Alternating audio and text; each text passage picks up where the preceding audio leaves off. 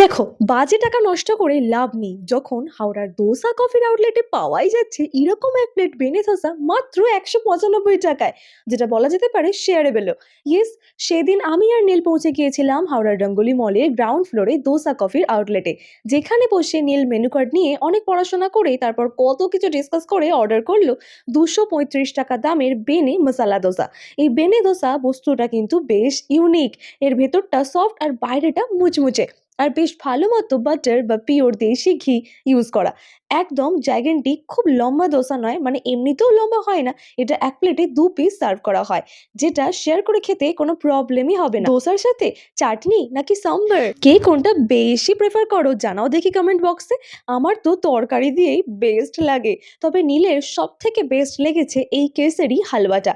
এর মধ্যে হালকা একটা মিষ্টি আর পিওর দেশি ঘিয়ের ফ্লেভার রয়েছে। ওভারঅল এই দুটো আইটেম খেয়ে দোসা কফিতে আমাদের এক্সপিরিয়েন্স দারুণ।